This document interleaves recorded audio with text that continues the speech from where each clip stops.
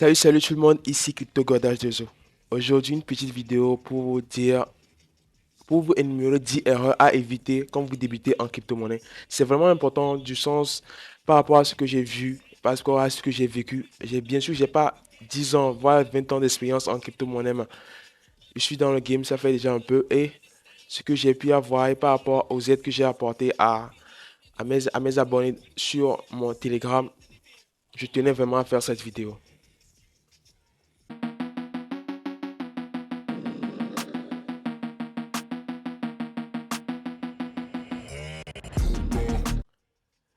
Alors, quand vous arrivez dans la crypto-monnaie, avant tout, je tiens à dire que la vidéo sera en forme podcast, disons, ce sera uniquement de l'audio. Vous pouvez toutefois écouter en faisant un autre truc, c'est toujours édifiant. Ok, en premier lieu, je vais vous parler des différentes options en crypto-monnaie. Dans le monde de la crypto-monnaie, il y a plusieurs options de se faire dans lesquelles vous pouvez rentrer pour faire de l'argent. Acheter des crypto-monnaies, faire le trading sport, mais un trading futur, faire le staking. Il y en a plein de moyens de se faire de l'argent dans le monde de la crypto-monnaie. Mais moi, je vais me baser plus sur le trading de crypto-monnaie. Alors, quand vous êtes débutant et que vous voyez que vous voulez commencer le trading de crypto-monnaie, quel que soit le spot ou bien le futur, un des premiers trucs que vous devez faire, numéro un, arrêter ce qu'on appelle le trop d'attachement. Vous entendez parler d'une crypto-monnaie, ils ont lancé un airdrop, donc vous allez dire que c'est une crypto-monnaie qui va hausser, donc vous mettez votre chance, vous mettez un masse d'argent sur cela, dans votre tête, vous dites que ça va hausser. D'une manière, vous êtes toujours bullish, disons, ça va augmenter, vous n'avez même pas, disons, si cette crypto-monnaie, si c'est du flair, si c'est de la NAC, non, vous êtes dedans. Non. Déjà, il faut vraiment éviter cela. Pour pouvoir éviter ce genre de situation, faut pas tout s'attacher à une crypto-monnaie. Vous venez, vous prenez la crypto-monnaie, vous faites vos recherches sur ça et grâce et un peu d'analyse technique, vous allez voir un beau graphique accompagné de certaines informations déjà vous permettre de faire des investissements sur des crypto-monnaies et pouvoir comprendre. En deuxième aussi, c'est le trading impulsif. Si vous arrivez dans ce monde, vous allez voir que déjà, dans un monde ou dans une entreprise ou, comment on va dire, entreprise, non, dans un truc où on parle déjà d'argent et on a déjà l'euphorie, vous voyez, non. Alors que quand vous arrivez dans le monde de la crypto-monnaie, de trading de crypto-monnaie, vous allez commencer par faire de ce qu'on appelle le trading impulsif. C'est quoi le trading impulsif? C'est que vous allez à chaque fois vouloir gagner de l'argent sur le marché en faisant du n'importe quoi. Vous allez cliquer, sortir, rentrer, entrer, sortir, entrer, sans toutefois savoir ce que vous faites. C'est ça le trading impulsif. Et pour sortir du trading impulsif, la solution, c'est d'avoir toujours une stratégie avant d'aller. Il y a une information aussi que la plupart nous disent, mais nous l'entendons comme si nous l'entendons. Le marché est plein d'opportunités. C'est que à chaque instant, à chaque seconde qui passe sur le marché, il y a plein d'opportunités qui passent. Donc, quand vous ratez une opportunité, il n'y a pas à s'en faire. Il suffit juste de se poser. Une nouvelle opportunité va encore s'ouvrir. Vous voyez, non? Donc, le fait de vouloir toujours trader à chaque instant, non. Il faut avoir sa petite stratégie, le back-tester plusieurs fois et aller pas à pas. Aller pas à pas. Aller pas à pas. En troisième, je peux dire maintenant les signaux.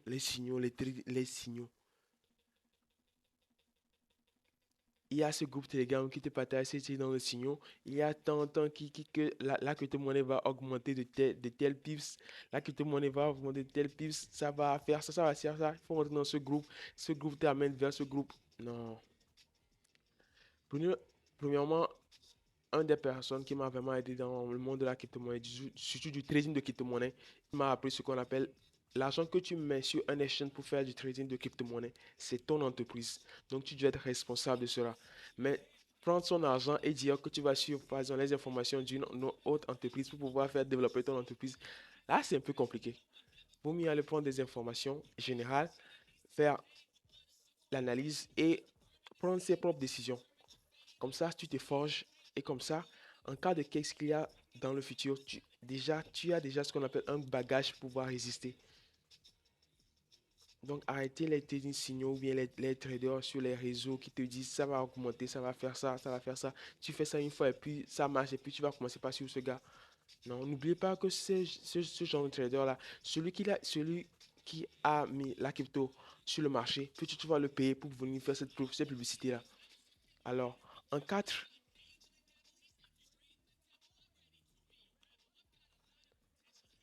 j'ai tendance, ça, en 4, je vais parler de ce qu'on appelle l'investissement.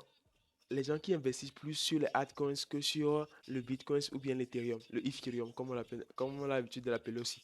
Le Ethereum, c'est encore l'Ethereum. Donc, il y a des gens, ils aiment les Shiba. Je n'ai rien comme Shiba Inu, désolé. Les Shiba, les Dogecoin, disons des altcoins qui vont disparaître dans 5 ans, ne seront même plus sur le marché. Ils aiment plutôt investir dans ces crypto-monnaies-là que sur la valeur sûre qui est le Bitcoin et l'Ethereum actuellement. Ils mettent plus leur temps, plus leur énergie à investir sur ces clients de crypto-monnaies que sur le fondamental.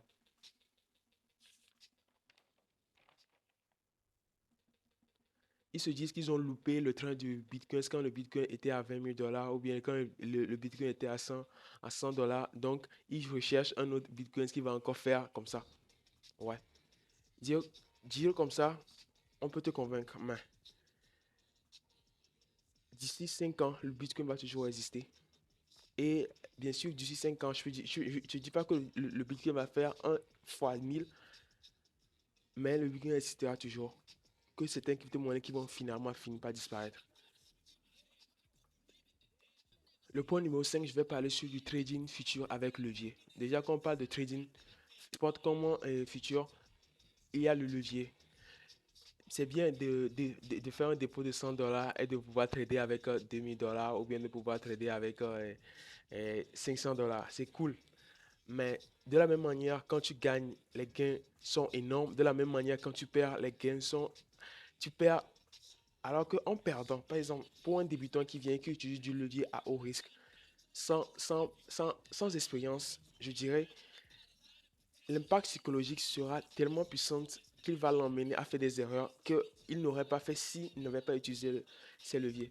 Comme un des youtubeurs que j'ai l'habitude de suivre en train de dire, le levier est ton allié et ton ennemi à la fois. C'est comme un couteau. Ça te sert à cuisiner ou ça te sert aussi à tuer une personne.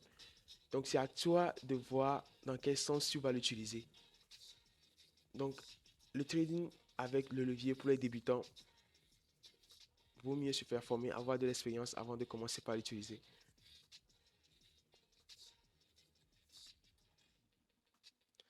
En 6, je vais parler du trading, le revel trading, disons, la revanche. Disons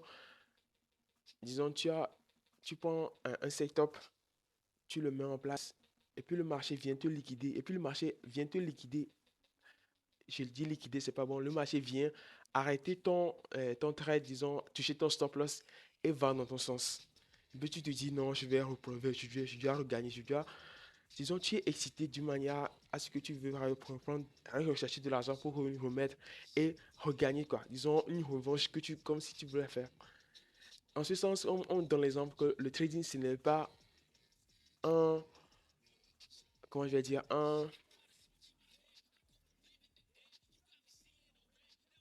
le trading, c'est pas de la boxe, c'est plutôt de la pêche. Quand tu lances ton hameçon dans l'eau, tu vas pas agiter ça pour que un poisson vienne là-dessus, non. Si tu l'agites, tu n'auras pas de poisson. Tu vois, non? Donc, quand ton stop loss est touché, on m'a appris que, en tout cas, moi, on m'a appris, et j'ai fini par le concevoir que c'est vrai. Quand ton stop loss est atteint, c'est toujours une nouvelle opportunité pour toi de pouvoir te mettre en question de pourquoi tu es rentré en trade. Si tu n'avais pas, bien sûr, les conditions avant de rentrer en trade, tu es seulement entré. Et de te dire, ok, maintenant, quand je suis sorti, qu'est-ce qu'il a fait? Alors maintenant, quand voilà le schéma que la coupe vient de dessiner, quelles sont les probabilités de ce qui va se passer encore dans le futur maintenant? Parce que c'est un setup que tu as mis et qui n'a pas marché.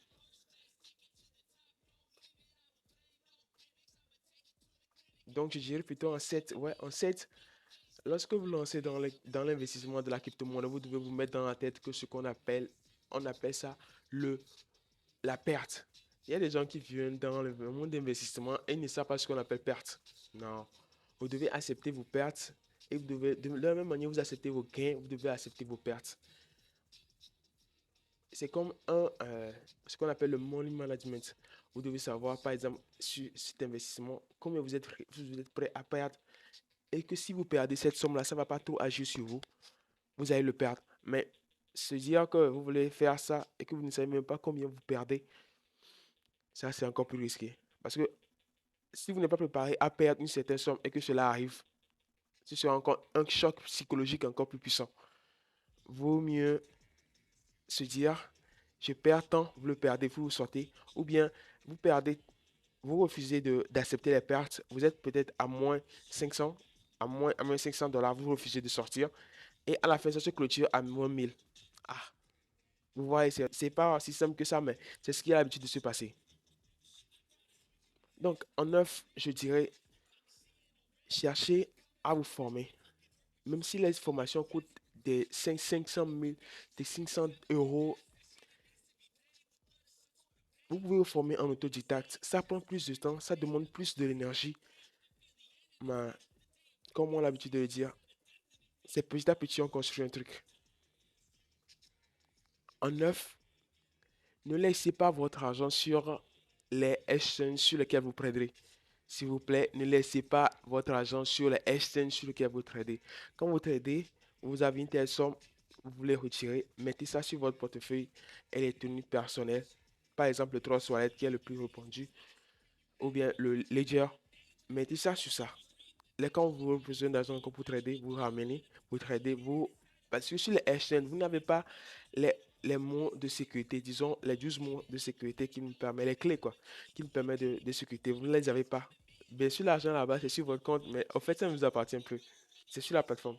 C'est comme le cas de FTX. Quand le truc se passe, votre argent disparaît.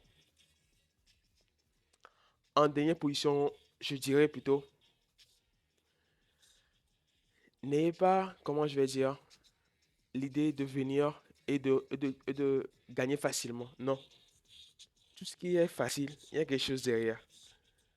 Donc, venez dans le monde de la crypto-monnaie. Quand vous arrivez, mettez votre temps à apprendre, à chercher, à admettre, disons, à asseoir une stratégie propre à vous et à marcher sur cette stratégie après petit à petit. J'espère que la vidéo n'a pas été trop longue. J'espère que je ne me suis pas trop embrouillé. Je tiens à vous dire encore une fois merci. Likez si vous avez aimé. Abonnez-vous. N'hésitez pas à me poser des questions dans mon Telegram. Je suis toujours heureux de vous répondre. Peace.